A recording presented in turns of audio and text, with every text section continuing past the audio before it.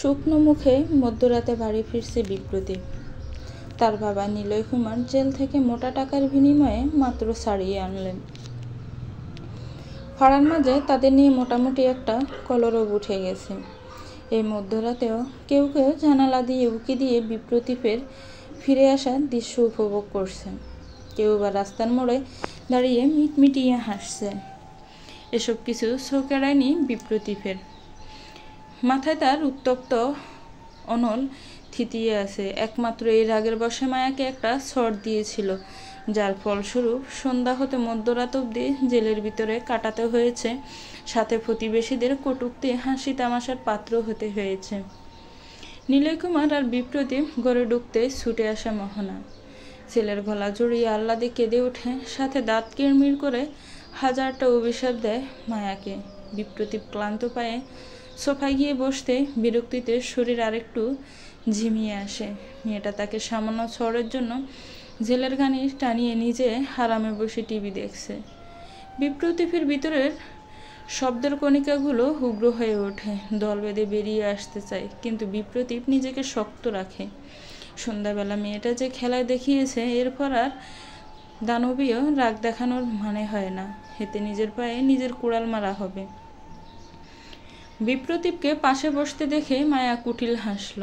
হাতের রিমোটটা ঘুরিয়ে ঘুরিয়ে টিভির দিকে দৃষ্টি নিবন্ধন রেখেই বলল, তার স্বামী জেলের গানি টেনে কেমন লাগলো শুনি। ইস, শ্বশুর বাবা যে কেন তার কুলাঙ্গা ছেলেকে এত টাকা দিয়ে ছাড়ালো আমার বোধগম্য হয় না। যার জায়গা যেখানে, তাকে তো সেখানেই রাখা উচিত। বিপ্রতীপের রাগে শরীরে শিরা উপশিরা কাঁপছে। বর্তমানে এই মেয়েটাকে তার এক মুহূর্ত সহ্য হচ্ছে না। কেবল নিজেকে পাগল পাগল লাগছে তার। কে জানতো মানুষ এভাবে বদলে যাবে। বিয়ের আগের মায়া আর এখনের মায়ার মাঝে এমন বিস্তর পার্থক্য দেখা দিবে, সেটাও বা কার জানা ছিল। বিপ্রতীপের ভাবনাগুলো বিপ্রতীপকে যেন ধিক্কার জানালো। তাচ্ছিল্য হেসে বলল, তুই কি কম করেছিলি দর্শিনীর সাথে? তুই কি বদলে যাসনি? বিয়ের আগে বিপ্রতীপ আর পরের বিপ্রতীপকে মেলাতে দর্শিনীরও তো কষ্ট হয়েছিল, তখন তুই বুঝেছিলি? হঠাৎ করে বিপ্রতীপের মস্তিষ্কে দোল খেয়ে যাওয়া কথাগুলো বিপ্রতীপকে ভাবালো। প্রায় অনেকগুলো বছর পর বিপ্রতীপ ভাবতে বসলো, সত্যিই তো সে দর্শিনীর সাথে যা যা করেছে তাই তো সুদে আসলে ফেরত আসছে। এটা তো এখন মানতেই হবে, এটা যে হওয়ারই ছিল। দর্শিনী আর ছেড়ে দিলেও যে প্রকৃতি ছাড় দেয় না। বিপ্রতীপ সোফা থেকে উঠতে মোহনা একটা শরবতের গ্লাস নিয়ে হাজির হলো। ছেলের দিকে এগিয়ে দিয়ে নরম স্বরে বলল, এটা খেয়ে নে বাবা, নিশ্চয়ই খিদেও লেগেছে। যা হাত মুখ ধুয়ে নে, আমি খাবার দিচ্ছি। বিপ্রতীপ ধীর পায়ে উঠে দাঁড়ালো, কণ্ঠ শীতল রেখেই বলল, আমি এখন একা থাকতে চাই। না, আমার কিছু খাওয়ার প্রয়োজন নেই। আমি রুমে যাচ্ছি, কেউ বিরক্ত করবে না আশা করি। শেষ কথাটা অবশ্য মায়ার দিকে তাকিয়েই বলেছে। মায়া মুখ বেঞ্চি দিয়ে টিভির দিকে তাকালো। বিপ্রতীপ গটগট পায়ে চলে গেল নিজের রুমে। সর্বস্ব শক্তি দিয়ে দরজাটা আটকিয়ে ফেলল। বিপ্রতীপ যেতেই মায়া উঠে দাঁড়ালো। ঠাই হয়ে দাঁড়িয়ে থাকা মোহনার হাত থেকে শরবতটা নিয়ে একটা গা জ্বালানো হাসি দিয়ে ছাদের দিকে যেতে যেতে বলল, আপনার ছেলেরা শরবত খেয়ে কাজ নেই, জেলের হাওয়া খেয়ে পেট ভরেছে। আপনিও যাবেন নাকি হাওয়া খেতে? খুব শীঘ্রই তবে ব্যবস্থা করব। মোহনা মুখ জামটি মরে চলে গেল। মায়াও খিলখিল হাসতে হাসতে ছাদের দিকে গেল এবং তার বেসুরো গলায় ঘান ধরল, ওরে জীবন হইল হিটের বাটা, দিকে দিকে ঝলে রে, সুখ যে আছে এ জীবনে কোন পাগলে ভলে রে। বিপ্রতীপ মাত্র জামা বদলাচ্ছিল। মায়ার এমন গানে তার হাত থেমে যায়। বিরক্তিতে একটা ডেকুর তোলে, শব্দ করে মাথার উপর ঘুরতে থাকা সিলিং ফ্যানটার দিকে তাকায়। আজ অনেকগুলো দিন পর দর্শিনীকে বাজেভাবে মনে পড়ছে। মেয়েটা বাড়ি ছেড়েছে 2 মাস হবে। এই অবধি ওর বৌদি ছাড়া কারোর সাথে কথা হয়নি। বৌদির সাথেও অনেকদিন আগে কথা হয়েছিল, এরপর আর কোনো যোগাযোগ নেই। বিপ্রতীপ নিজেই অবাক হলো। দর্শিনী খারাপ মেয়ে ছিল না। বিপ্রতীপ যথেষ্ট ভালোবাসত দর্শিনীকে। তবে হঠাৎ করে সব বিষিয়ে গিয়েছিল কেন? বিপ্রতীপ দিক বেদিক খুঁজে বেড়ায় কারণ, কিন্তু কোনো কারণেই তার মাথায় আসে না। অতঃপর বরাবরের মতন দর্শিনীর ঘাড়ে দোষ চাপিয়ে শান্তির ঘুমের প্রয়াস চালায়। হয়তো দর্শিনী শক্ত হাতে সংসারটা ধরে রাখতে পারেনি। দর্শিনী একটু শক্ত হলে হয়তো আজ সবটা সুন্দর হতো। আরো হাজারটা অভিযোগ ওঠে দর্শিনীর ওপর। শীতের হিমশীতল বাতাস ছুঁয়ে দিয়ে যাচ্ছে জিভে বসা প্রতিটি মানুষের শরীরে। গাড়ি চলছে আপন গতিতে বিশাল রাস্তা ফিসে পেলে। গাড়িতে বসে থাকা মানুষগুলো চুপচাপ। তাদের ভয় হচ্ছে বাড়ি গিয়ে না আবার খারাপ কোনো খবর শুনতে হয়। দর্শিনীর দুই ভাইয়ের শরীর ভীষণ অসুস্থ। কি হয়েছে জানা নেই তাদের। নেটওয়ার্ক খারাপ ছিল বিধায় জানতেও পারেনি। কেবল কাল বিলম্ব না করে তারা ছুট লাগিয়েছে বাড়ির পথে। জাফলং ছাড়িয়ে উত্তর দিকে দর্শিনীদের গ্রাম। যখন জাফলংয়ের রাস্তায় গাড়ি উঠল তখন ঘড়িতে বাজে রাত 3:45। দর্শিনী চুপচাপ তাকিয়ে আছে বিশাল আকাশে। আবহাওয়া শীতল, ঝিরিঝিরি বৃষ্টি পড়ছে শরীরে। দর্শিনী ডুব দিয়েছে অতীতে। জীবনটা তার এত বিষাদময় ছিল না। বিষাদের গল্পে ভরা জীবন সে কখনো কল্পনাও করেনি। যখন বাবার বাড়িতে ছিল মা বাবা ভাইদের প্রাণ ভোমরা ছিল। হ্যাঁ, মা অনেক রাগী ছিল ঠিক, কিন্তু দর্শিনীর গায়ে কখনো হাত তোলেনি। মাঝে মাঝে ধমক দিত, কিন্তু বড় বৌদির জন্য সেটাও তত করতে পারত না। বড় বৌদি বরাবরই অনেক সোহাত করত তাকে। দর্শিনী যখন শ্বশুর বাড়িতে গিয়ে ওঠে তখনও জীবন এতটা খারাপ ছিল না। বিপ্রতীপ প্রতিদিন তার জন্য বেলি ফুলের মালা আনত, কখনো বা আলতা ছুরি, পাকোড়া, সিঙ্গারা ইত্যাদি অনেক কিছু আনত রোজ বিকেলে। মাঝে মাঝে সন্ধ্যায় তারা ঘুরতেও যেত। মোহনাবাদে কেউ দর্শিনীকে কিছু বললে বিপ্রতীপ প্রতিবাদ করে উঠত। এই তো গত 3 বছর আগের এক শরতের কথা। বিপ্রতীপের বাড়িতে মেহমানে ভরা। দর্শিনী তখন নতুন বউ। মাসি শাশুড়িকে চা করে দিয়েছিল। চিনি অতিরিক্ত হয়ে সে ভদ্র মহিলা কত কথা শোনালো। বাড়িভর্তি মানুষের সামনে দর্শিনীর মাথা নত হয়ে যায়, কান্নায় চোখ ভরে ওঠে। তার মধ্যে বিপ্রতীপ হাজির হয়। অফিস থেকে এসেই দর্শিনীর কন্দনরত মুখ দেখে সে সিংহ বাঘ হয়ে যায়। চিৎকার চেঁচামেচি করে পুরো বাড়ি মাথায় তুলে। মাসি তো নিজের বোনের ছেলের আচরণের লজ্জায় কুকড়ে বাড়ি থেকে চলে যায় সেদিনই। যেতে যেতে অভিশাপ দিয়ে যায়, কদিনে সোনার সংসারটিকে সেও দেখবে। এই তো আজ সে মানুষটার কথা মিলে গেল। টিকলো না সে সোনার সংসার। দর্শিনী হেসে ওঠে। সেই বিপ্রতীপ এতটা বদলে গেল কিভাবে? এটা ভাবতেও যে বুকটা কাঁপে। দর্শিনীকে হঠাৎ হাসতে দেখে ভ্রু কুঁচকালো তৃণা। অবাক কণ্ঠে বলল, প্রিয়সী, হাসছো যে? দর্শিনী দ্যাং বাংলো, হাসি থামালো। মৃত্যুঞ্জয় গাড়ি ড্রাইভ করতে করতে পিছু ঘুরে তাকালো। দর্শিনী কিছুটা অস্বস্তিতে পড়ল। আমতা আমতা করে বলল, কই না তো। কিন্তু তখন দর্শিনীর ঠোঁটের কোণে হাসির রেখা মৃত্যুঞ্জয়ের দৃষ্টান্ত খেয়াল করেছিল। তিনা সন্ধিয়ান কণ্ঠে বলল, তোমার মুখে স্পষ্ট হাসি দেখলাম। কিছু মনে করে হাসছো তাই না? কোনো মজার ঘটনা কি?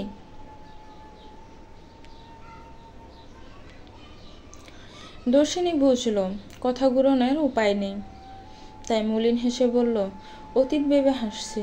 আমার সাংসারিক ঘটনা মনে পড়ল। দর্শিনীর কথা বলতে দেরি, কিন্তু জিভ গাড়ি ব্রেক কষতে দেরি নেই। মৃত্যুঞ্জয় কাট কাট হয়ে বসল।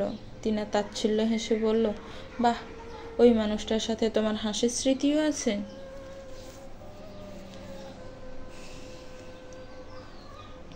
থাকবে না কেন আবার? ছিল তো প্রেমের বিয়ে। সুখের স্মৃতি না থেকে কোথায় যাবে? মানুষটা তো এককালে আমায় ভালোবেসেছিল। সেটা অভিনয় ছিল না, ভালোবাসাই ছিল। সময় গড়িয়েছে, ভালোবাসায় দুল জমে জমে মরুভূমির গহ্বরে হারিয়ে গেছে। আর সে পাল্টে গেছে বলে অতীতে তাকে আমি স্বীকার করব না? ততটা বেঈমান আমি না। এত ভালোবেসে কি পেলে দি? এই যে হুটহাট হাসির কারণ পেয়েছি, আর কি লাগে জীবনে? তাহলে সংসারটা একটু শক্ত হাতে টিকিয়ে রাখলেই পারতে। শক্ত হাতে জমির হাল ধরা যায়, সংসার না। আর যে সংসারে স্বামীর মন বাহিরে চলে যায় সে সংসার শ্মশানের সমান। সংসারের শ্বশুর শাশুড়ি ননদ দেবর সব একদিকে আর স্বামী আরেক দিকে। সব মানা যায়, কিন্তু স্বামীর অবহেলা সহ্য করার মতন না। মানুষ মরে একদিন, হার আমি মরছি গত কয়েক বছর ধরে। এই মৃত্যুতে শরীর লাশ হয় না, লাশ হয় হৃদয়। পুরো রাস্তায় থম মারা নিস্তব্ধতায় যোগ হলো দীর্ঘশ্বাস। মৃত্যুঞ্জয় নিস্তব্ধতা ঠেলে তার হাতের জ্যাকেটটা দর্শিনীর দিকে এগিয়ে দিল। বরাট কণ্ঠে বলল, জ্যাকেটটা পরে নিন, ঠান্ডা লাগবে না হয়। দর্শিনী হাসে। মৃত্যুঞ্জয়ের জ্যাকেটটা জড়িয়ে নেয় শরীরে। সেও চায় আরেকটা সুন্দর বর্তমান তৈরি করতে, যে বর্তমানে ভবিষ্যৎ হাসাবে, যে বর্তমানে কোনো বেইমান বিপ্রতীপ থাকবে না, স্বার্থহীন মৃত্যুঞ্জয় থাকবে। দর্শিনী জানে এটা সম্ভব, কারণ সে মৃত্যুঞ্জয়ের ঝড়ের রাতে দেওয়া হাবাসবাণী শুনেছিল। দৃষ্টান্তের আর মৃত্যুঞ্জয়ের সে রাতের কথা জানালার আড়ালে দর্শিনীই শুনেছিল। এই বিষাদময় মরুভূমিতে দর্শিনীরও ইচ্ছা হয় মধুময় ভালোবাসা পাওয়ার। কে না চায় ভালোভাবে বাঁচতে? বিধ্বস্ত অবস্থায় খাটে শুয়ে আছে দর্শিনীর বড় ভাই প্রদীপ, আর তার পাশে চেয়ারে ভাঙ্গা হাত নিয়ে বসে আছে সুমন। দর্শিনী ফেল ফেল করে তাকিয়ে আছে সেদিকে। নিধি মিহি সুরে কেঁদে যাচ্ছে, সাথে নিপাও কাঁদছে।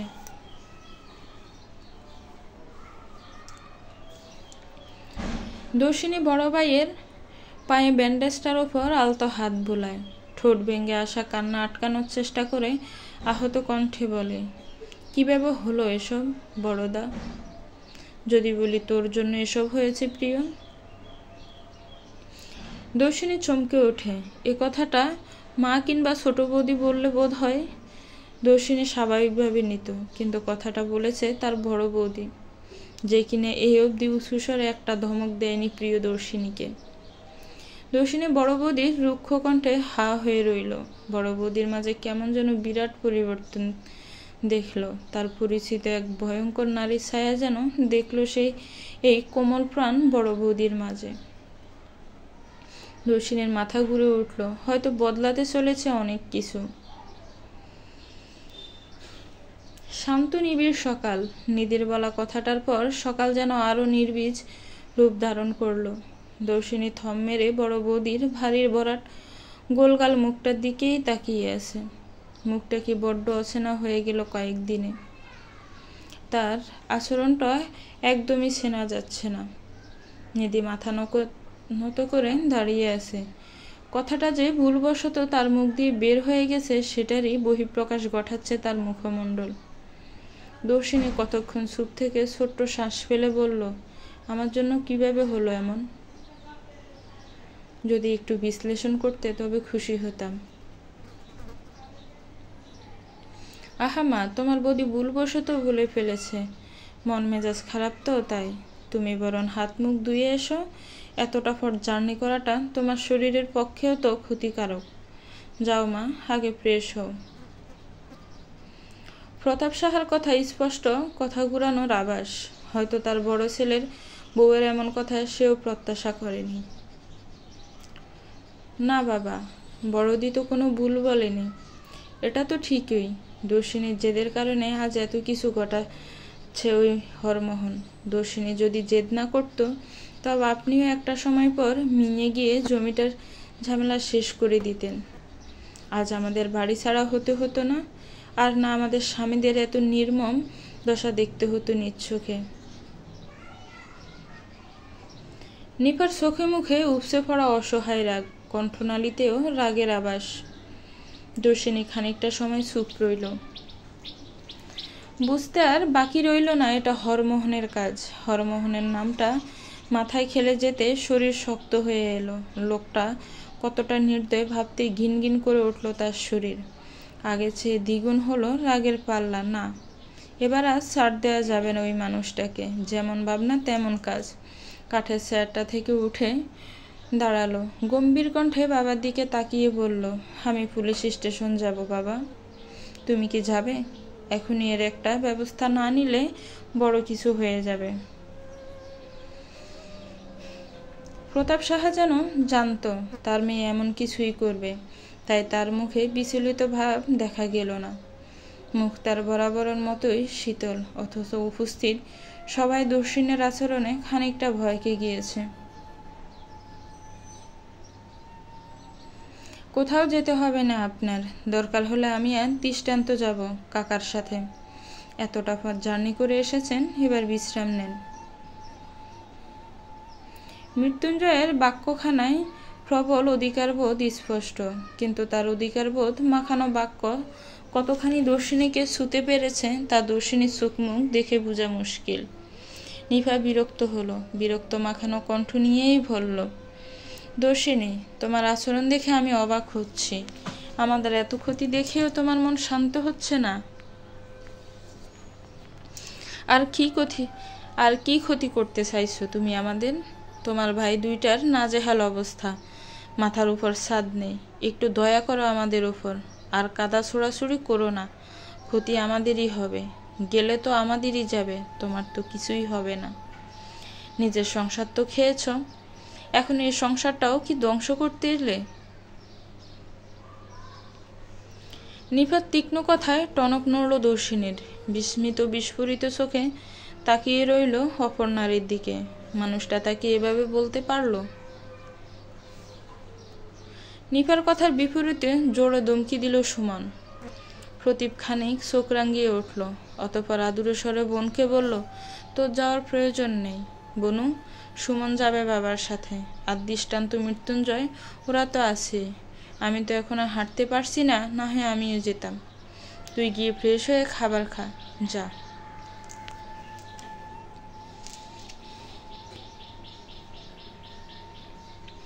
আজ আমার জন্য তোমাদের এই অবস্থা, তাই না বড়দা ছোটদা? দর্শিনীর কথায় প্রবল অভিমান, এই যেন চোখ থেকে বৃষ্টি নামবে ভাব। নিধি মাথা নত রেখেই স্বামীর দিকে তাকিয়ে দর্শিনীকে উদ্দেশ্য করে বলল, আমার কথাকে ধরে এত কষ্ট পাওয়ার কোনো কারণ নেই। যদি আপন ভাবতো তাহলে এভাবে একটা কথাকে ধরে বসে থাকতো না। আসলে পরকে কি কখনো আপন করা যায়? সেটাই আজ ও প্রমাণ করে দিল। ছোট থেকে মায়ের স্নেহে বড় করেছি, অথচ আজ আমার একটা কথা ওর কাছে বড় হয়ে গেছে। নিধির কথার ধরনে তাজ্জব বনে ঘেল সবাই। দর্শিনী ডুকরে কেঁদে উঠল। সব মানা যায়, কিন্তু আপন মানুষের কথার আঘাত হজম করা যে অনেক কষ্টকর। প্রদীপ গড় কাঁপিয়ে ধমক দিয়ে উঠল নিজের সহধর্মিণীকে। অসুস্থ শরীরে চেঁচিয়ে বলল, কোন সাহসে তুমি আমার বোনের সাথে এমন আচরণ করছো? তোমার বাপের বাড়িতে আসি বলে কি সাপের পাঁচ পা দেখেছ? একদমই ভুল করো না নিধি। আমরা কাপুরুষ না যে বউয়ের কথা হজম করে বোনকে কাঁদতে দেখব, অভদ্র মেয়ে।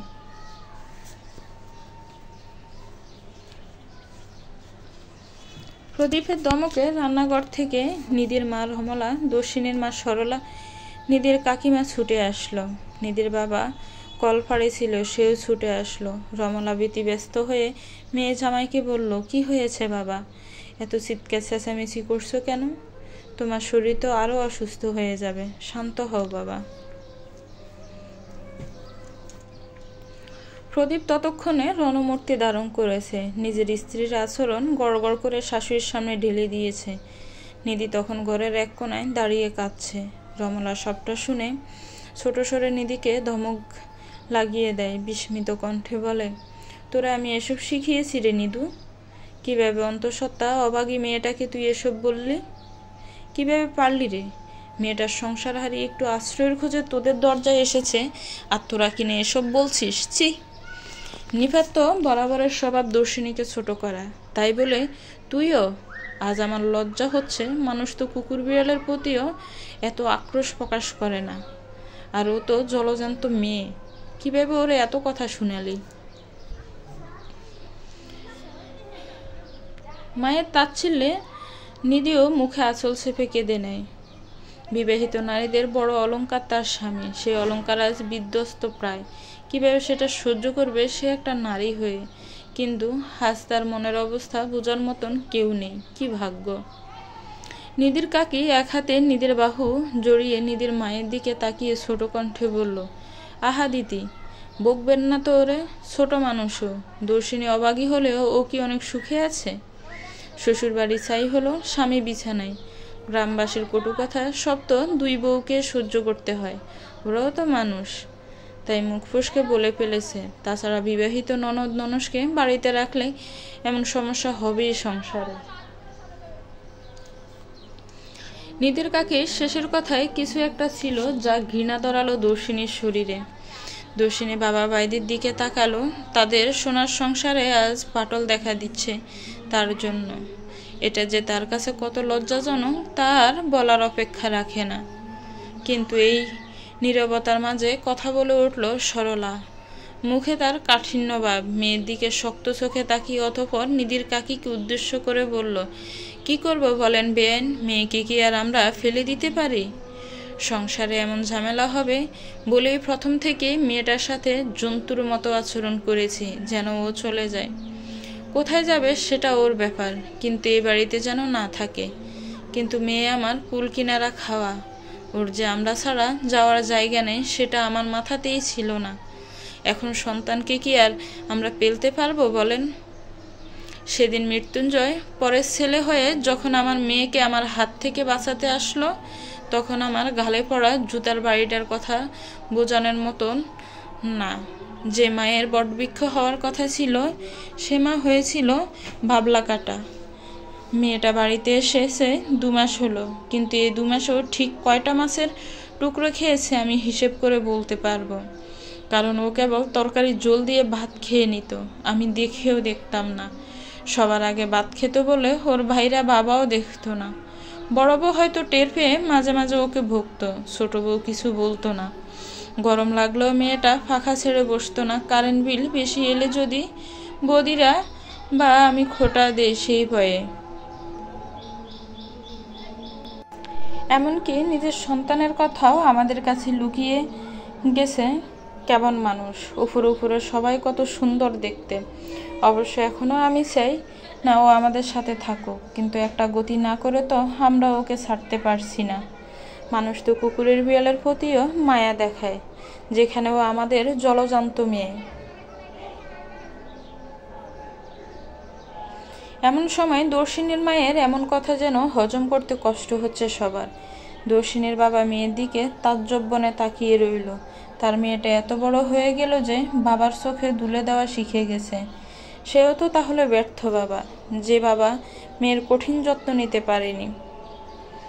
সেও তো মেয়ের প্রতি উদাসীন হয়েছে, তাই তো মেয়ের খোঁজ রাখেনি।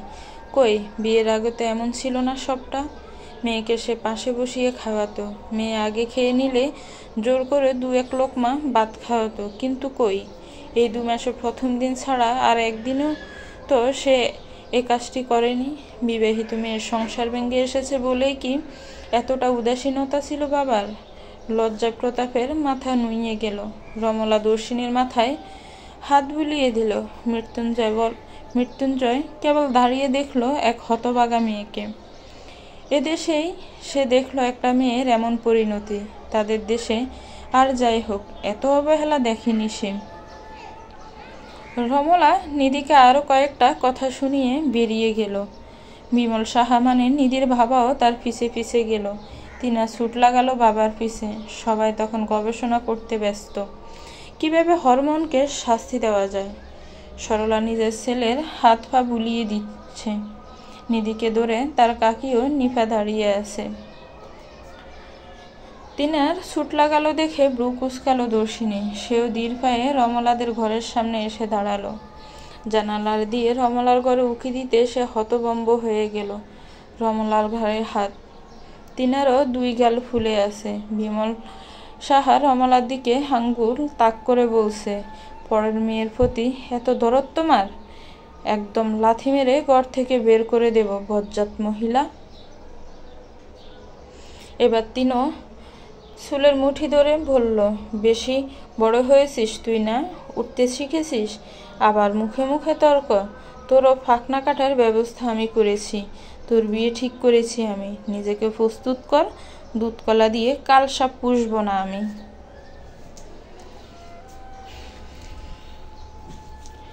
দর্শিনীর অবাকে পালা যেন শেষই হচ্ছে না। বিমল মেশো মশাইয়ের একই ব্যবহার, আর তিনের বিয়ে ড্রয়িং রুমে বিহঙ্গিনী বসে আছে। তাকে ঘিরে দাঁড়িয়ে আছে সবাই। এতদিন পর মেয়েকে দেখে জড়িয়ে ধরলেন নিলয় কুমার।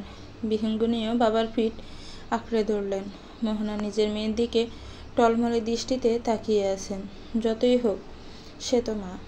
মায়া রান্নাঘর থেকে লেবুর শরবত এনে বিহঙ্গিনীর দিকে এগিয়ে দিয়ে হাসি হাসি মুখে বললেন, এই নাও ননদিনী, শরবতটা খেয়ে নাও। বিহঙ্গিনী ধীর হাতে শরবতটা নিল। মায়ার দিকে তাকিয়ে কুটিল হেসে বলল, বাব্বা, এখনো যাওনি এ বাড়ি ছেড়ে? আমি তো ভাবলাম এ বাড়িতে তোমার মেয়াদ বেশি দিন না। তা আমাকে ফিরতে দেখে নিশ্চয়ই অখুশি হয়েছ, তাই না? বিহঙ্গিনীর কথার ধরনে বিপ্রদীপ সহ সবাই ব্রু কুঁচকাল। মায়া হাসি হাসি মুখেই বলল, হো মা, অখুশি হব কেন? এমনিতেও তোমাকে ছাড়া তত মজা লাগছিল না, বাড়িটা ফাঁকা ফাঁকা লাগছিল। ওহ, তাই নাকি? তা আমি চলে যাওয়ার সময় আটকালে না কেন?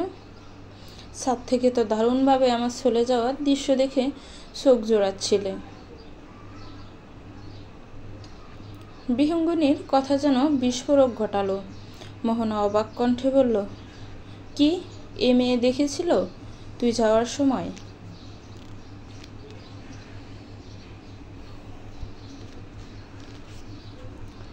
সময় কেটে যায় ঝড়ের গতিতে। আষাঢ় শ্রাবণ পেরিয়ে প্রকৃতিতে এখন ভাদ্রের আগমন। দর্শিনীর তখন 7 মাস চলছে। বদলেছে অনেক কিছু। তারা নিজেদের বাড়িতে উঠেছে। নিধির সাথে সম্পর্কটা তুই থেকে তুমিতে গিয়েছে। মায়ের আক্রোশ কমেছে। হরমোহন বদলায়নি, নানানভাবে ক্ষতি করার চেষ্টা চালাচ্ছে। দর্শিনীর বড় ভাই প্রতীপ এখনো হাঁটাচলা করতে পারছে না। শুভ নমস্বর শক্ত হাতে সংসার চালাচ্ছে, কিন্তু বদলায়নি সমাজ, প্রতিবেশী। প্রতিনিয়ত খারাপ কথা বলে ছোট করে দর্শিনীকে। লজ্জায় মূর্ছা যায় মেয়েটা। কখনো কখনো বা সিংহের ন্যায় গর্জন করে ওঠে। খারাপ কথাগুলোর বিনিময়ে একরাশ ঘৃণা ছুঁড়ে মারে। আজ কোর্টে হেয়ারিং। পাকাপোক্তভাবে আজ কোর্টে শেষ হবে দর্শিনীর বৈবাহিক সম্পর্ক। এরপর আর কোনো পিছুটান থাকবে না তার। 4টা মাস পর সে মানুষটার মুখোমুখি দাঁড়াবে আজ। হয়তো এরপর আর কখনো মানুষটাকে দেখার ভাগ্য তার হবে না। যে মানুষটাকে একটা সময় না পেলে দম বন্ধ কর অনুভূতি হতো, আজ সেই মানুষটার সাথে বিচ্ছেদ ঘোষণা করা হবে। প্রকৃতির এই নিষ্ঠুর নির্মম নিয়মগুলো নিয়ে বেঁচে থাকাটা বড্ড মুশকিল। ভাগ্যের নির্মমতা ভেবে ছোট্ট শ্বাস ফেলল দর্শিনী। শাড়ির আঁচলটা ঠিক করতে করতে বাহির থেকে প্রতাপ সার কণ্ঠ ভেসে এলো, মা হলো? দর্শিনী আসছি বলে হাত ব্যাগটা উঠিয়ে নেয়। ধীর পায়ে বের হয় ঘর থেকে। আগের তুলনায় শরীর ভার হয়েছে। শরীরের রং এত শুভ্র হয়েছে যে যেন মনে হয় একটু শক্ত করে ধরলে গলগল করে রক্ত বের হবে। গর্ভকালীন সময়টা পৃথিবীর সর্বশ্রেষ্ঠ সময় একটি নারীর জন্য, অথচ দর্শিনী সেই সময়টাতেই লড়ে যাচ্ছে জীবনের ভয়ঙ্কর লড়াইগুলো। হয়তো তার অপ্রাপ্তির বিরাট খাতে একমাত্র প্রাপ্তি হবে তার সন্তানটা। প্রতাপ সাহা উঠানের মধ্যখানে দাঁড়িয়ে আছে। বাবা আর মেয়ে মিলে শহরের পথে পাড়ি জমাবে। যেতে অনেকটা সময় লাগবে, তবে দুপুর হতে হতে পৌঁছে যাবে নিশ্চয়ই। প্রদীপ সুস্থ থাকলে হয়তো তাদের সাথে যেত, কিন্তু হাঁটার চলা করতে পারে না বিধায় যেতে পারছে না। আর বিশাল ব্যবসা রেখে সুমনও যেতে পারছে না। এর জন্য সে অবশ্য অনুশোচনা স্বীকার করেছে। অন্যান্য সময় হলে তৃণা যেত, কিন্তু এখন পরিস্থিতি অন্যরকম। তিনার বিয়ের কথা চলছে। মৃত্যুঞ্জয়দের বাড়িতে তার বাবা মা, দাদু কাকা কাকি সব এসেছে বিদেশ থেকে। প্রায় প্রতি বছরেই নাকি তারা আসেন। এজন্য মৃত্যুঞ্জয় যাবে না। দৃষ্টান্ত তাদের সময় দিচ্ছে, তাই সেও যাবে না। দর্শিনী তপ্ত শ্বাস ফেলল। আজকের দিনে তার অনেকগুলো ভরসার হাত প্রয়োজন ছিল, অথচ বাবা বাদে সাথে কেউ নেই। পৃথিবীতে কঠিন পরিস্থিতিগুলো মানুষকে একাই পার করতে হয়। আজ দর্শিনীর কঠিন পরিস্থিতি, তাই সে একাই পার করবে। কিন্তু বাবা নামক বটবৃক্ষটা শক্ত হয়ে ছায়া দিয়ে যাচ্ছে অনবরত। হে মানুষটার ব্যস্ততা নেই, অজুহাত নেই, নিঃস্বার্থভাবে পাশে আছে কেবল সে। দর্শিনী বাড়ির উঠানে এসে দাঁড়াতেই মা বৌদিরা এসে দাঁড়ালো। কাকা কাকিরাও এসেছে। কাকা কাকিরা অবশ্য তাদের বাড়িতে দুধের মাছি, অসময়ের পাশে না পেলেও সুসময়ে দুপা নিয়ে হাজির থাকে। যখন বাড়ি ফুরে যাওয়ার মাথা গোজার ঠাঁই ছিল না প্রতাপ শাহর পরিবারের, তখন ভাইদের ভালোবাসাটা আমচির মতো শুকিয়েছিল। যেই বাড়ি হয়ে গেল সে ভালোবাসা ফুলে ফেঁপে কলাগাছ হয়ে গেছে। দর্শিনী ছোট কাকি দর্শিনীর হাতে একটা ছোট স্টিলের টিফিন বক্স ধরিয়ে দেয়। আদুরও মোলায়েম কণ্ঠে বলে, এটা পথে যেতে যেতে খেয়ে নিও দর্শিনী, অনেকটা পথ তো, না খেয়ে থাকা উচিত না। তোমার বোন একা থাকবে না, না হয় আমিও যেতাম তোমার সাথে। অবশ্য আমি জানি তুমি পারবে। মনে রেখো, আমরা নারী, আমরাই পারি। দর্শিনী হেসে মাথা নাড়িয়ে টিফিন বক্সটা হাতে নেয়। যে কাজটা মায়ের করার কথা ছিল সেটা ছোট কাকি করেছে। ছোট কাকিকে বরাবরই সে পছন্দ করে। কাকি থাকে শহরে, একটা স্কুলের শিক্ষিকা। ছোট কাকা মারা গেছে তাদের বিয়ের 3 বছর পরে। এরপর থেকে কাকি তার 1 বছরের মেয়েটাকে সমাজের থেকে আগলে রেখে লড়ে যাচ্ছে। এ সমাজে ডিভোর্সি বিধবা আর বিবাহ উপযুক্ত মেয়ে বিয়ে না হলে দাম থাকে না। কাকি খুব শক্ত মহিলা, তাই তো বৈধব্যের এত বছর পরও বেশ সুন্দর ও সাবলীলভাবে টিকে আছে। দর্শিনীর বাবা বাদে কেউ এই মানুষটার অসহায় সময়ে পাশে দাঁড়ায়নি। এই মানুষটাকে কেউ সাথ দেয়নি। অথচ এই নারী লড়ে গেছে কোনো কিছু পরোয়া না করে। তবে দর্শিনী পারবে না কেন?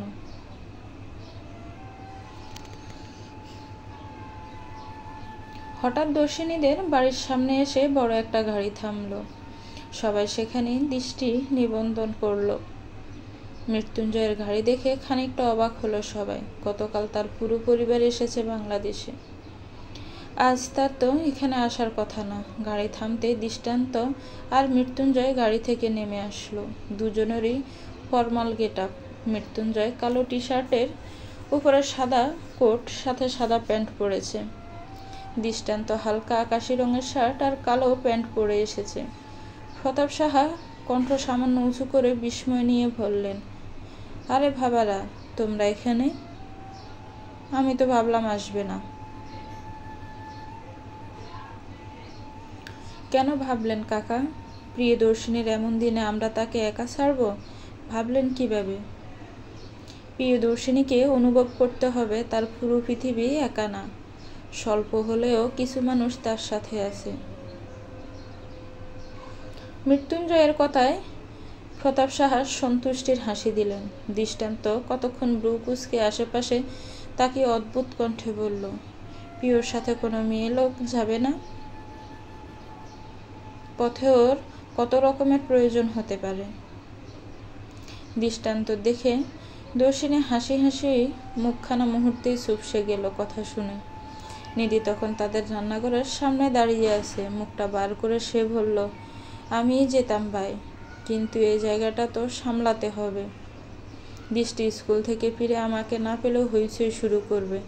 তোমাদের দাদা বিছানায়, তারও তো সব আমার দেখাশোনা করা লাগবে, তাই পারছি না।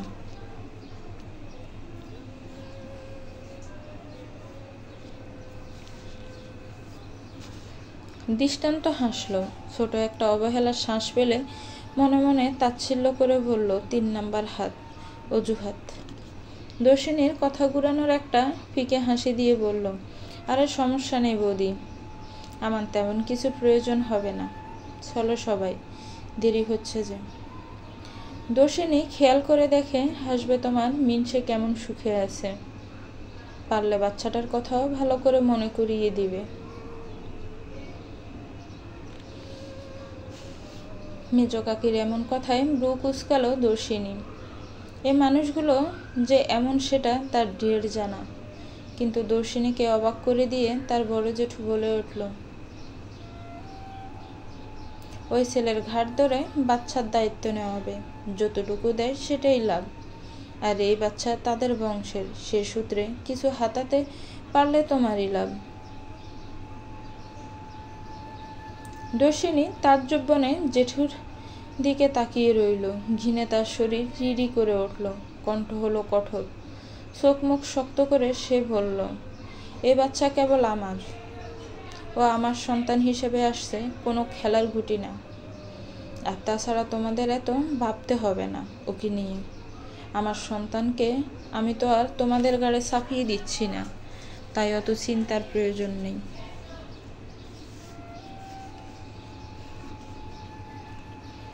দর্শিনীর কথাটা সপাটে যেন সর লাগালো কাকা জেঠুর জেঠিমার গালে। তারাও কম যায় না। মেজ কাকে মুখ বেংচিয়ে বলেই উঠলে, এত সেটাং সেটাং কথা কম বলো মেয়ে। মুখে চোখে তোমার কোনো শোক তাপ নেই। ঘর ভাঙতে চলছে এমন মেয়ে কিভাবে এত বড় বড় কথা বলে আমার বোধগম্য হয় না। একে তো প্রেমের বিয়ে, তাও টিকিয়ে রাখতে পারলে না।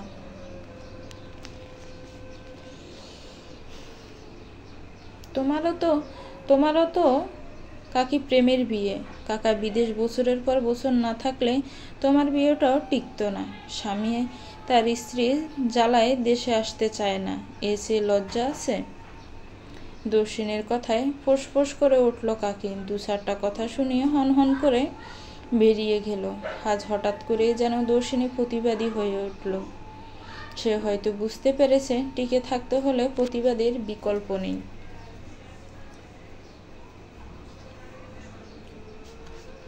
দর্শিনী তপ্ত শ্বাস ফেলে গাড়ির দিকে এগিয়ে যাওয়ার সময় ব্যতিব্যস্ত পায়ে হাজির হয় নিপা।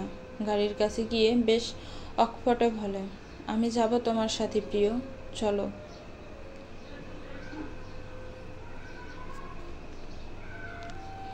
সবাই যেন বিস্মিত হয়ে গেল।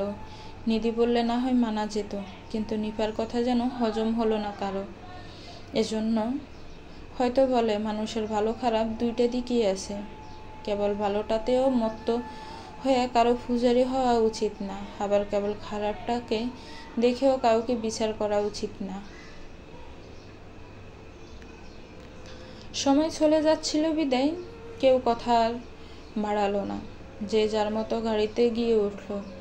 দর্শিনীদের গাড়ি বাড়ির সামনে থেকে পার হতে একজন মনে মনে বলল, ওরে যাওয়াই যেন শেষ যাওয়া হয় ভগবান।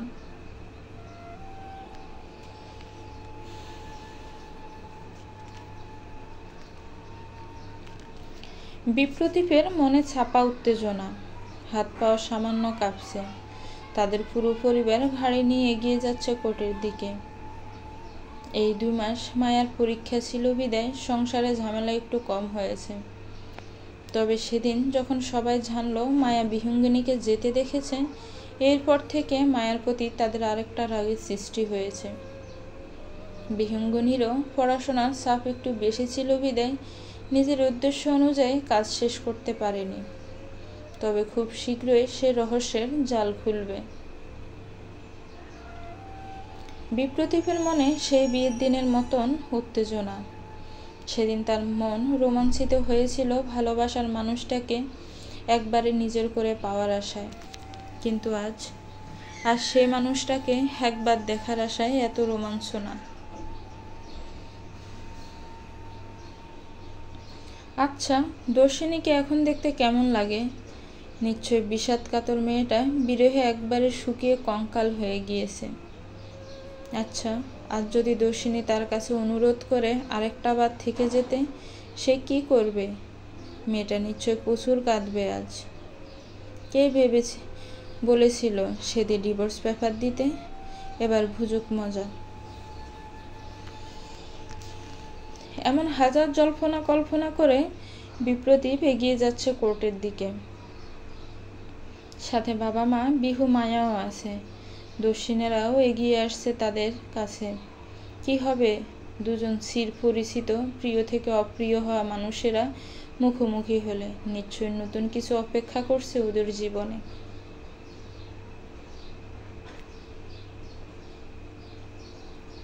উত্তপ্ত রোদে মানুষ তপ্তশ্বাস ফেলে কুল পাচ্ছে না। ভাদ্র মাসের আর্দ্র গরমে প্রকৃতিও বোধ হয় দিকভ্রষ্ট। দর্শিনীদের গাড়ি মাত্র কোর্টের সামনে এসে দাঁড়িয়েছে। চারপাশের ভিড়, ব্যস্ত পথচারীদের পদচারণে গরম যেন প্রতি মিনিটে মিনিটে দ্বিগুণ বৃদ্ধি পাচ্ছে। দর্শিনীর পর্ষা গোলগাল মুখখানা লাল টকটকে হয়ে আছে। ঘামের জন্য কপালে লেপ্টে আছে চুল। কোমর অবধি লম্বা বেনিটা শোভা পাচ্ছে শরীরের ডুমর ভাঙ্গা কপালিটি, সাথে মোটাসোটা শরীর। খুব আদুরে লাগছে তাকে। মনে হয় যেন একটু আদর করে তার ঘালগুলো টেনে দিলে খারাপ হতো না। মৃত্যুঞ্জয় গাড়ির ভেতর থেকে জলের বোতলটা নিয়ে এগিয়ে দিল দর্শিনীর দিকে, সাথে পকেট থেকে বের করা শুভ্ররাঙ্গা রুমালটাও। দর্শিনী ব্রু কুঁচকে তাকাতেই চোখ দিয়ে ইশারা করে ক্ষীণ স্বরে বলল, রুমালটা দিয়ে মুখটা মুছুন, আর জলটুকু খান তো। ঘেমে নিয়ে কি বিশ্রী অবস্থা হয়েছে মুখটার, নিন ধরুন। দর্শিনী আশপাশ তাকালো। মনের মাঝে তার কেমন এক উত্তেজনা। মাঝে মাঝে শরীরটাও মৃদু কেঁপে উঠছে সেই উত্তেজনায়। এতদিন পর মানুষটাকে দেখে তার বুকের তোলপাড় ভয়াবহ রূপ ধারণ করবে না তো আবার? ধৈর্য ধরে টিকে থাকতে পারবে তো সে? নাকি বিক্ষিপ্ত অনুভূতিগুলো ছিটকে বেরিয়ে আসবে? পারবে তো সে নিজেকে সামলাতে? বরাবরে ভালোবাসার কাছে মানুষ বেহায়া হয়ে যায়। শেষ মুহূর্তে এসে সেও কি বেহায়ামি করবে? হঠাৎ দর্শিনী অনুভব করলো তার মুখে আদুরে ছোঁয়া দিয়ে কেউ ঘামটুকু মুছে দিচ্ছে। প্রথমে ভাবলো হয়তো বাবা, কিন্তু পরক্ষণে মানুষটার দিকে তাকিয়ে দর্শিনী হতভম্ব। ছোট বৌদি এত আদর যত্ন করে তার মুখ মুছিয়ে দিচ্ছে। দর্শিনী যেন কিছু বলতে গিয়েও বলতে পারল না। এই মানুষটিকে যে তার বড্ড অচেনা মনে হচ্ছে। নিপা ঘাম মুছতে মুছতে জলের বোতলের মুখটা খুলে দর্শিনীর দিকে এগিয়ে দিল। শীতল কণ্ঠে বললে, জলটা খাও প্রিয়। দর্শিনী কাপা হাতে জলটা নিল, ধীরগতিতে পান করলো। তার মধ্যেই বহুল পরিচিত কালো চকচকে গাড়িটা তাদের সামনে এসে দাঁড়ালো। চিরপরিচিত গাড়িটা দেখে আচমকিক নাকে মুখে জল উঠে গেল তার। অনবরত সে কাশতে লাগলো। মৃত্যুঞ্জয় প্রতাপ দৃষ্টান্ত নিপা হঠাৎই ভ্যাবাচেকা খেয়ে গেল। সবাই উৎকণ্ঠা নিয়ে তার মাথায় পিঠে হাত বুলিয়ে ঠান্ডা করার চেষ্টায় নিমজ্জিত হলো। এর মাঝেই ছুটে আসলো বিহু। উৎকণ্ঠা নিয়ে ব্যতিব্যস্ত হয়ে প্রশ্ন করল, কি হয়েছে বৌদি? ইস, মুখটা কেমন লাল হয়ে গেছে তোর। রোদের মাঝে এখানে ওরে দাঁড় করায় না করিয়ে ভিতরে নিয়ে গিয়েও তো বসাতে পারেন। বিহুর পিছে পিছে গাড়ি থেকে নেমে বিপ্রতীপ, মোহনা, মায়া, নিলয় কুমার হা হয়ে তাকিয়ে আছে। তাদের নিজেদের চোখকে তারা বিশ্বাস করাতে পারছে না। এ কাকে দেখছে তারা? দর্শিনীর একই রূপ। সবার যেন হতভম্ব অবস্থা। পারছে না তারা এটা ভ্রম বলে উড়িয়ে দিতে, আর না পারছে সত্য বলে মেনে নিতে। মোহনা হা হয়ে দর্শিনীর মুখ থেকে পা অব্দি চোখ বুলালো। ফুলে উঠা পেটটার দিকে গিয়ে দৃষ্টি আটকালো। চোখের পাতা পড়ল না, মনি নড়ল না। মোহনার বিস্ময় আকাশ ছুঁয়েছে। ছেলে আর স্বামীর দিকে তাকিয়ে দেখে তাদেরও এক দশা। মোহনা বিপ্রতীপের কোনো কিঞ্চিত ধাক্কা দিল। বিপ্রতীপ ধ্যান কাটল। হতভম্ব ভাব এখনো বিদ্যমান। তার শরীর বেয়ে ঘামের সরু দেখা গড়িয়ে পড়ছে। সে মায়ের দিকে তাকালো। দৃষ্টিতে তার রাজ্যের কৌতূহল। মোহনা ছেলের দৃষ্টির মানে হয়তো বুঝলেন।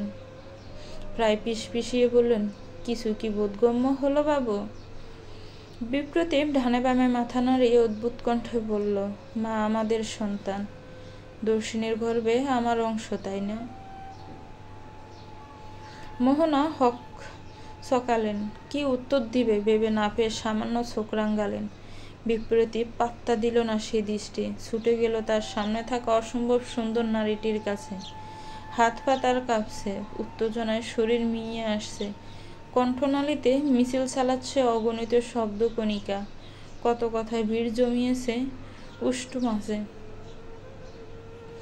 দর্শিনী তখন কাশি ফুরিয়েছে, জোরে জোরে শ্বাস নিচ্ছে। সব মিলিয়ে যেন তার নাজেহাল অবস্থা হয়ে গেছে, শ্বাস নিতেও তার কষ্ট হচ্ছে। মৃত্যুঞ্জয় মাথায় হাত বুলিয়ে দিল। চোখে মুখে লোকটার রাজ্যের অস্থিরতা। চিন্তিত কণ্ঠে শুধালো, ঠিক আছেন প্রিয়দর্শিনী? একটু সাবধানে খাবেন তো জল। দেখি হাতটা, ফালসটা দেখতে হবে। এত অস্বাভাবিকভাবে ঘামছেন বা কেন? আপনার কি অসুস্থতা অনুভব হচ্ছে? কথা বলুন প্রিয়দর্শিনী, আপনার কমফোর্ট জোন দরকার এখন। চলেন ভিতরে যাই। দর্শিনী মাথা নাড়ালো, যার অর্থ সে ভিতরে যেতে চায়। মৃত্যুঞ্জয়ের এতক্ষণের শাসন করার দৃশ্য দুচোখ ভরে দেখল বিহঙ্গিনী। গত 2 মাস যাবৎ মানুষটাকে দেখেনি, কিন্তু অনুভব করেছে রোজ। তার এমন অনুভবের কারণ তার জানা নেই, আবার হয়তো আছে। পর্ষা সুঠামদেহী মানুষটাকে কি মারাত্মক ভালো লেগেছে তার, কিন্তু সেটাকে প্রশ্রয় দেওয়া নিতান্তই বোকামি ছাড়া কিছুই না। আফসোসের এক দীর্ঘশ্বাস বেরিয়ে এলো বুক থেকে। ছাপা কষ্টে মিইয়ে গেল দর্শিনীর ভাবটা। কেবল ফ্যালফ্যাল করে সে তাকিয়ে রইল। আমার বাচ্চা, আমার বাচ্চা, তাই না প্রিয়দর্শিনী? আমার ছোট্ট সোনামণি আসছে, তুমি আমাকে জানালে না? ও আমার না, ও আমার, তাই না প্রিয়দর্শিনী? বিপ্রতীপের চোখ মুখ উজ্জ্বল করা কথাগুলো শুনে দর্শিনীর কাশি চলে গেল। জোরে জোরে শ্বাস নেওয়া কমে গেল। এতক্ষণ যে উত্তেজনাটা তার ভেতর কাজ করছিল সেটা মিইয়ে গেল। কেবল ঠোঁট জোড়ো বিচরণ করলো কুটিল হাসি। না, তার এখন আর বুক আসছে এ মানুষটার জন্য কান্না আসছে না। তবে মানুষটাকে দেখার যে গোপন তৃষ্ণা, সেটা মিটিয়ে নিয়েছে সে।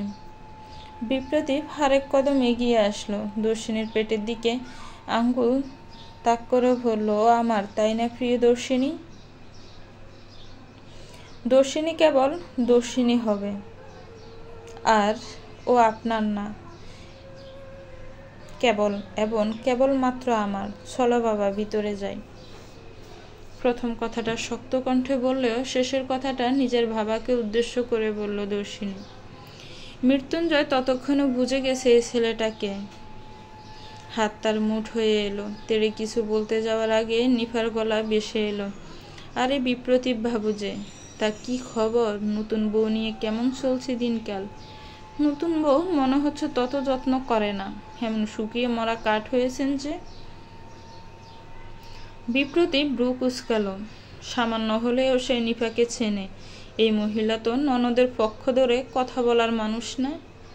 নিফা তাচ্ছিল্য হাসল, মুখ বাঁকিয়ে বলল, আমাকে অত কি দেখছেন? নতুন করে আবার বিয়ে টিয়ে করার মতলব আছে নাকি? না ভাই, আমার স্বামী আছে। বহু বিবাহ করার স্বাদ আমার নেই। নিফার টিটকারি মারা কথা যে সপাটে বিপ্রতীপের ঘালে সর লাগিয়েছে তার ভোলার অপেক্ষা রাখে না। নিলয় কুমারও এবার সাহস করে এগিয়ে এলেন। বিনীত কণ্ঠে দর্শিনীর গোলগাল মুখখানার দিকে তাকিয়ে মুচকি হেসে বলল, কেমন আছো মা? অনেকদিন পর তোমাকে দেখলাম, ভীষণ মিষ্টি লাগছে। এই 4 মাসে তোমার সৌন্দর্য 10 গুণ বৃদ্ধি পেয়েছে মনে হচ্ছে। এটাকে হয়তো বাবার বাড়ির যত্ন বলে। তা দাদা, আপনি ভালো আছেন? প্রতাপ সাহ বিনীত স্বরে উত্তর দিলেন, এই তো ভালো আছি বিষম। আমার মা আমার সাথে থাকে, রাতটা নিশ্চিন্তে ঘুমাতে পারি। গত কতগুলো বছর তো চিন্তায় ঘুমাতে পারতাম না। এই বুঝি মেয়েটাকে আর দেখা হবে না ভেবে ভয়ে থাকতাম। এখন আর সেই ভয়ও নেই। এর চেয়ে ভালো আর কি আছে? নিলয় কুমারের মাথা নত হলো। প্রতাপ সাহা কি বুঝাতে চেয়েছে তার বুঝতে বাকি নেই কারো। খেপে উঠল মোহনা। ক্ষিপ্ত ভাগিনীর ন্যায় হিংস্র কণ্ঠে বলল, কেন কেন আপনার মেয়ে বুঝি আমাদের কাছে নিরাপদ ছিল না?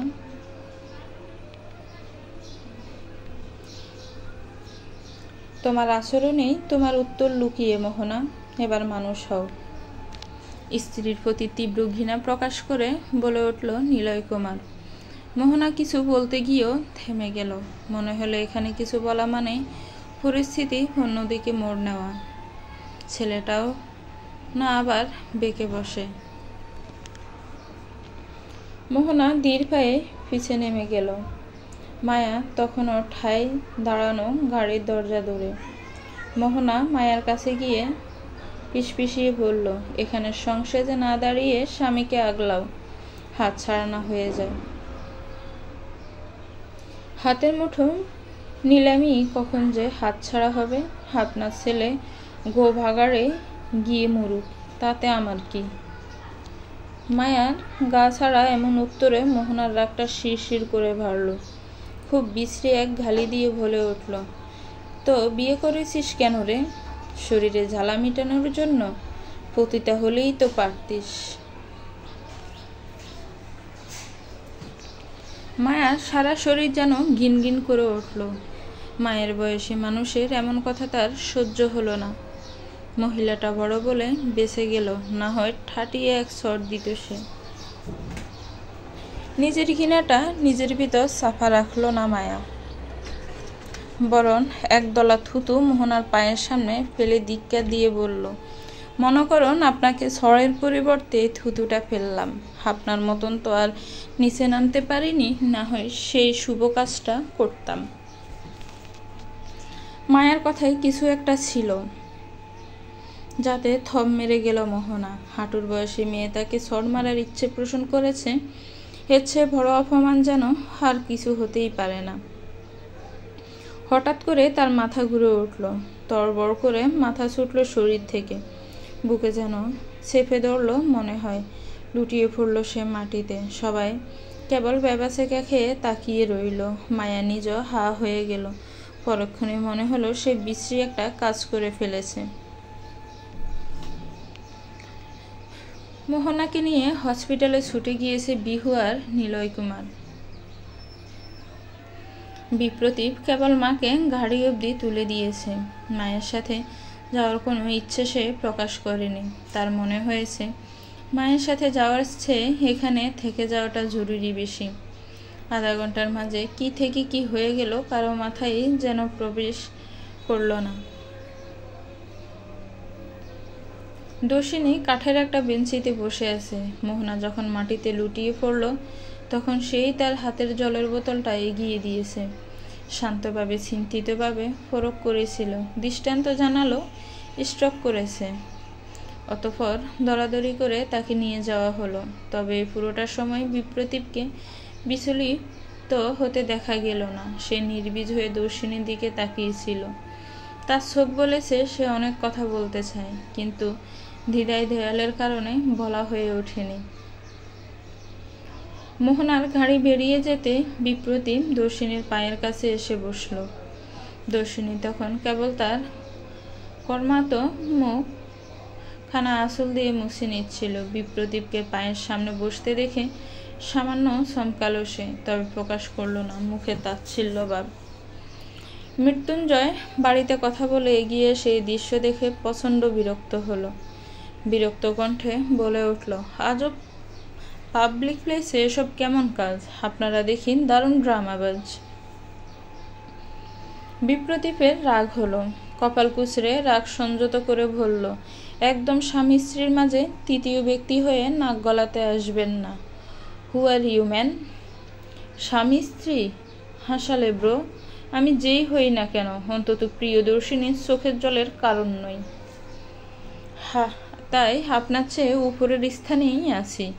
এখান থেকে উঠুন, নাটক কম করে।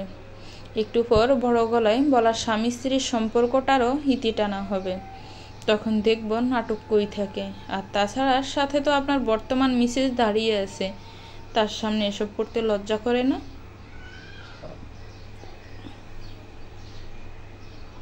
মৃত্যুঞ্জয়ের তাচ্ছিল্য মাখা কথায় বিপ্রতীপ ফুঁসে ওঠে। তেড়ে গিয়ে কিছু বলবে এর আগে সফাটে চড় পড়ে তার গালে। সে কেবল থতমতে খেয়ে যায়। চড় দেওয়া ব্যক্তিটার দিকে তাকিয়ে দেখে প্রতাপ শাহ অগ্নিমূর্তি ধারণ করে দাঁড়িয়ে আছে। কপালে তার রাগে রগ ফুলে গেছে। ফর্সা সাতর্দ মানুষটার শরীরে রাগের এক হাবা বের হয়েছে। বিপ্রতীপ কিছুটা সময় চুপ রইল। প্রতাপ শাহ আঙ্গুল উঠিয়ে বেশ রুক্ষ স্বরে বলল, এই ছড়টা তোমার গালে আগে পড়লে আমার মেয়ের জীবনটা সুন্দর হতো। পুরুষ মানুষের ব্যর্থতা কি জানো? তার মা, স্ত্রী আর কন্যাকে যত্নে রাখতে না পারে।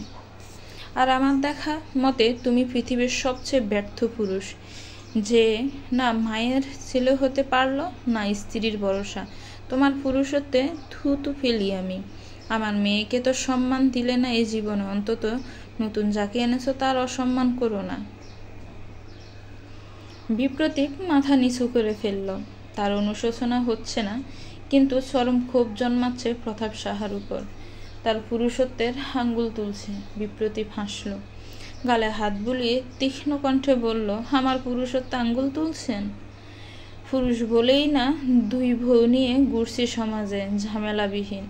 আমি পুরুষ বলেই আপনার মেয়ে অন্তঃসত্ত্বা, আমার পুরুষত্ব। আর কিছু বলতে পারেনি বিপ্রতীপ। এর আগে দ্বিতীয় ছটা পড়েছে তার গালে, সেটা মেরেছে দর্শিনী। বিপ্রতীপ এবার অবাক হলো, চরম অবাক। যে মেয়েকে মেরে ফেলল টু শব্দ করতো না, সেই মেয়ে কিনা তার গালে শট দিয়েছে। ততক্ষণে দর্শিনী রণমূর্তি ধারণ করল। ঘৃণার দৃষ্টিতে বিপ্রতীপের সারা শরীরে চোখ বুলিয়ে তীক্ষ্ণ কণ্ঠে বলল, এসব করে নিজেকে পুরুষ দাবি করছো? এটা চরম কাপুরুষতা। পুরুষ কাপুরুষ পরের ব্যাপার, তুমি তো মানুষই হতে পারোনি। এই তোমার জন্য কত অশ্রু বিসর্জন দিয়েছি, ভাবলেই ঘৃণা হচ্ছে। এমনকি তুমি আমার সন্তানকেও নিজের পুরুষত্বের ঐশ্বর্য মনে করো। সন্তান জন্ম দেওয়ার ক্ষমতা রাস্তার কুকুরেরও আছে, তবে কি তুমি নিজেকে সেরকমের পুরুষ দাবি করছো? বিপ্রতীপ থবনে বিস্ফোরিত নয়নে তাকিয়ে রইল। দর্শিনী তাকে রাস্তার কুকুরের সাথে তুলনা করতে পারল? পুরোটা ঘটনা চুপ করে হজম করল মায়া। সে বিপ্রতীপ আর তার মাকে যতটা নোংরা ভেবেছিল তার চেয়ে দ্বিগুণ নোংরা তারা। যদি আজ মোহনা মারা যায় তবে চরম তৃপ্তি পাবে মায়া। এসব মানুষের বেঁচে থাকা নিষেধ, কিন্তু মায়ার এটা ভেবে খারাপ লাগছে যে প্রতিশোধ আগুনে সে একজন স্ত্রীর থেকে স্বামীকে আর একটা নিষ্পাপ সন্তান থেকে তার বাবাকে আলাদা করেছে। কিন্তু এমন পুরুষের নৈকট্য ঠিক কতটা ভালো। হয়তো অজান্তে দর্শিনী চরম উপকার করেছে সে। থম মারা পরিস্থিতিকে শিথিল করতে দর্শিনীর উকিল আসলো। ভেতরে যাওয়ার সময় হয়েছে বলে তাড়া দিল। দর্শিনী সবার অগোচরে চোখের কোণে সিলিক দেওয়া অশ্রুকণাকে মুছে ফেলল। এসব অহেতুক আবেগের মূল্য নেই।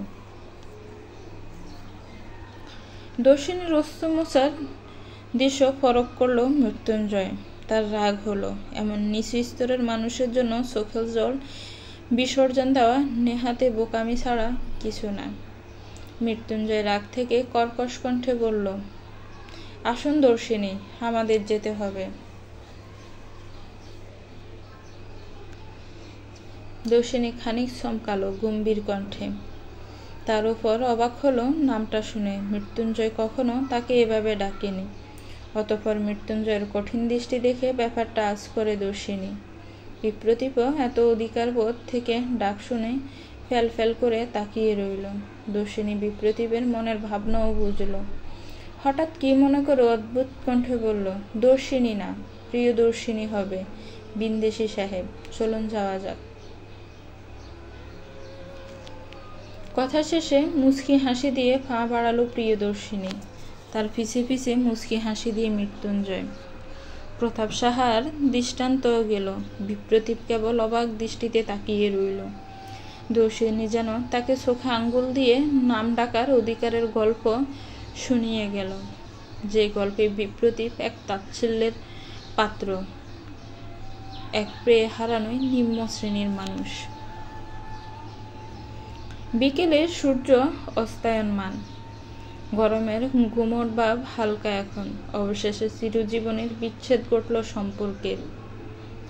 তার সাথে একটা অদ্ভুত কাজ করলো দর্শিনী, যা সবার ভাবনার বাহিরে ছিল। বিপ্রতীপের নামে মামলা করল। স্ত্রী বর্তমান থাকতেও বিপ্রতীপ আরেকটা বিবাহ করেছে, যার জন্য বিপ্রতীপকে আপাতত জেলে নেওয়ার আদেশ দেওয়া হয়েছে। দর্শিনী জানে বিপ্রতীপ টাকার দাপটে হয়তো ছাড়া পেয়ে যাবে, কিন্তু এটা ভেবে শান্তি যে বিপ্রতীপ যেই বিয়ে নিজের পুরুষত্বে ভেবেছে সেই বিয়ে তার কাল হয়ে দাঁড়িয়েছে। দর্শিনী এমন কিছু করত না যদি না বিপ্রতীপ তখন এমন ধম্বর প্রকাশ করত। সেই ধম্বর শূন্য করার জন্যই এমন বিশাল ব্যবস্থা। সারাদিনের দখলে সবাই বেশ ক্লান্ত। দর্শিনীরা যেই গাড়িতে উঠতে যাবে মায়া হাজির হয়। মায়াকে দেখে দর্শিনী থামে, পিছলে কণ্ঠে বলে, কি সই, কেমন দিলাম? তুমি আমাকে ক্ষমা করো সই। দর্শিনী ব্রু কুঁচকালো, অবাক কণ্ঠে বলল, ক্ষমা মানে? কেন? কেনর কোনো উত্তর নেই। তবে আমি আমরণ ক্ষমা চেয়ে যাব। তুমি ভীষণ ভালো সই, আমি তোমার কপাল পোড়ালাম। ভাগ্যে লিখেন সৃষ্টিকর্তা, তুমি আমি উপলক্ষ মাত্র। তবে হ্যাঁ, আমার সংসার সুখের না হোক, তবে নড়বড়ে হলেও আমার ছিল। সেই সংসারটা ভাঙার জন্য আমি মায়া নামক মেয়েটাকে ক্ষমা করব না। একজন সন্তানের মা হিসেবে আমার সন্তানকে এতিম বানানো মানুষটাকে আমি ক্ষমা করব না। দীর্ঘশ্বাসেরও একটা অভিশাপ থাকে, তবে সইয়ের প্রতি আমার অভিযোগ নেই। মায়া মাথা নত করল, ভালো থেকো বলে গুটি গুটি পায়ে এগিয়ে গেল সামনে। অনেক কথা বলবে বলেও আর বলা হলো না। মায়া যেতেই বিপ্রতীপ হাজির হলো, সাথে কনস্টেবলও আছে। বিপ্রতীপ করুণ স্বরে দুহাত জোর করে পাগলের মতন বলতে শুরু করলো, আমাকে ছেড়ে যেও না প্রিয়দর্শিনী, অন্তত আমাদের সন্তানের কথা ভেবে থেকে যাও, প্লিজ দর্শিনী। দর্শিনী কেবল তাচ্ছিল্য হেসে গাড়িতে উঠে বসল। বিপ্রতীপ ঘাড়ের কাছ ধরে সমানে আকুতি করে যাচ্ছে। একেই হয়তো বলে নিয়তি। যে ছেলেটা সকালেও আসার সময় ভেবেছিল তার পা ধরে তার স্ত্রী করুণ আকুতি করবে, সে ছেলেটাই দিন শেষে স্ত্রীর পা ধরে আকুতি করছে। এজন্যই বোধ হয় বলে সময় বদলাতে সেকেন্ড লাগে না। দর্শিনীরা গাড়িতে উঠতে গাড়ি স্টার্ট দিল মৃত্যুঞ্জয়। দর্শিনী মাথা এলিয়ে দিল সিটে। অদ্ভুত হলেও সত্যি যে আজ নিপা অনেক যত্ন করেছে। মৃত্যুঞ্জয় ক্লান্ত মেয়েটার মুখপানে সে এসির পাওয়ার সামান্য কমিয়ে দিল। তন্মধ্যে নিপার ফোনে কল এলো। কল ধরে সে চমকে গেল। অবাক কণ্ঠা গাড়িতে থাকা মানুষগুলোর উদ্দেশ্যে বলল, আজ তিনার আশীর্বাদ হয়ে গেছে। গল্পটা কেমন লেগেছে একটি কমেন্টস করে জানাবেন। গল্পটা ভালো লাগলে একটি লাইক করবেন, শেয়ার করবেন, আর আমার চ্যানেলটাকে প্লিজ সাবস্ক্রাইব করবেন। যারা অলরেডি সাবস্ক্রাইব করে রেখেছেন তাদেরকে অসংখ্য ধন্যবাদ। আসসালামু আলাইকুম।